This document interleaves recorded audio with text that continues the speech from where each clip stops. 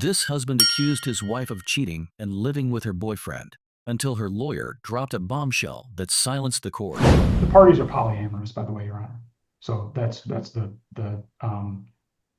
alluded to that a little bit in my response, but both of them have had extramarital partners by agreement. The issue of exclusive use, we were perplexed when the defendant, under a verified response, argues that she's staying overnight at the marital home several nights a week. My client has been keeping a calendar. She's not staying at the marital home on any regular basis. She's staying with what, upon information, belief is her boyfriend, a gentleman named Mr. Ed Ross, who lives near downtown Rockford. That's where she's primarily staying overnight, and frankly, she's even taking the kids over there to stay the night at certain points. But for the last 6 months, she spent 25 total overnights at the marital home. He essentially already has exclusive use. She does sometimes, and maybe on a more regular basis, come over in the mornings. This will be the argument you'll hear from the defendant, to help the kids get off to school, which is really not necessary. We have a 16-year-old and 11-year-old.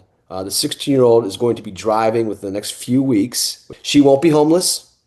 She's been staying with her boyfriend. She has her parents who have, we understand, space, and are good grandparents. Then last night, Your Honor, the defendant was out drinking, and she came home, and she caused a scene, and she called the police. The police then took Ms. Adams away. Plaintiff has essentially cut my client off financially. He has changed the passwords to the parties' financial accounts, including the mortgage, the car loan, the home equity loan. And so I think that if the court is even going to entertain this motion, we're going to need to set an evidentiary hearing for it. Everything else in the motion depends on the motion for exclusive use. He sort of vaguely refers to alcohol problems and erratic behavior, which all of this, history happened years and years ago. And the solution of, oh, well, she can just go stay with her boyfriend. The parties are polyamorous, by the way, Your Honor. So that's I alluded to that a little bit in my response, but both of them have had extramarital partners by agreement. So,